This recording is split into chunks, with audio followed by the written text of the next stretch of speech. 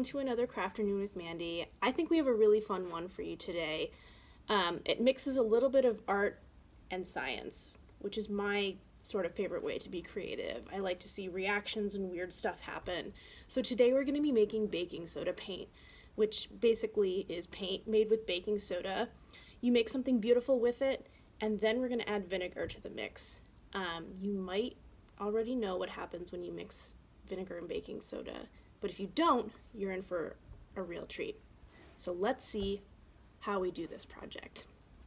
So once again, we're dealing with mostly household items with this project. What you'll need is baking soda, regular white vinegar, cups to mix your paint in, something to mix them with, food coloring, or obviously my favorite, liquid watercolor, and I'm going to do 4. Some strong paper again. I've been using cardstock mostly, but I found some watercolor paper, which I'm going to use for this project, just because it's a little bit thicker, and we're going to douse this project. So you need some strong paper. If you just have printer paper at home or whatever else, even just cardboard, just use what you have. The watercolor paper doesn't make or break the project. You need some water to mix with your baking soda, and then an extra cup for whatever, maybe like putting the vinegar in if it's too hard to get it out of the bottle. And I like to use these aluminum pans just to keep it clean. I'm gonna do my vinegar adding in this aluminum pan here. So first things first, we have to mix our paints. I'm going to add 2 tablespoons of baking soda to each of my cups. I have 4 here. If you want to do more or less colors, you just need 2 tablespoons per color. So I'm going to go ahead and do that and try not to make a huge mess of it all.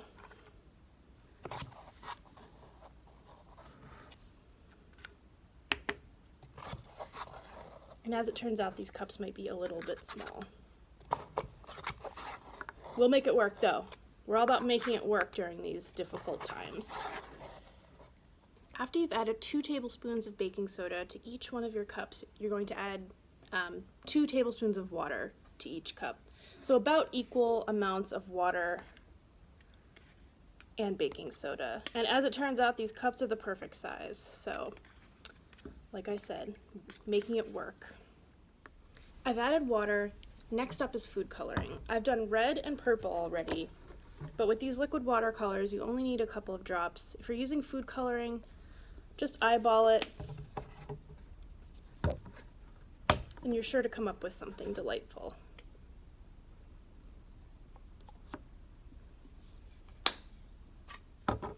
Okay, I've mixed up all of my paints. Now, the tricky part about baking soda paint is that it has to be kind of the right texture. If it's too liquidy, it won't fizz as much, and if it's too thick, it won't be spreadable. And I'm thinking that with a 1-to-1 ratio of water to baking soda, that I might add a little bit more baking soda, maybe like half a tablespoon or so. So I have cut my piece of paper down to size so it fits in my little tray, and I think it's time to create. When you're painting your masterpiece, you're going to have to use your brush to kind of scoop out some of the baking soda that has settled at the bottom to make sure that your reaction happens with full intensity. Okay, we are ready to blow this painting up. Not literally blow it up, but we're going to add vinegar to it. I kept my paint a little bit chunky because I wanted you to be able to see the full fizzy effect that's going to happen when we add vinegar. So using plain white vinegar, I'm going to use one of these little plunger thingies to put the vinegar on. If you have, say, a spray bottle, that might be super fun. I can imagine that that would create a really awesome effect, but even just like a spoon, whatever. I'm just going to use this so I don't make as much of a mess. So let's see how it goes.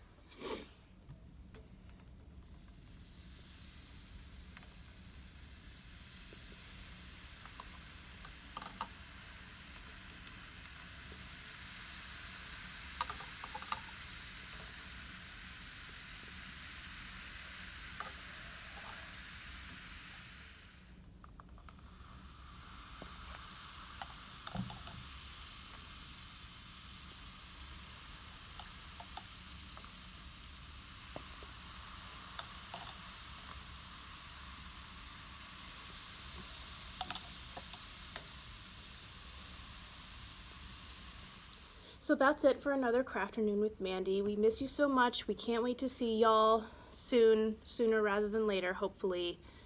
And we'll see you again next time. All right, bye.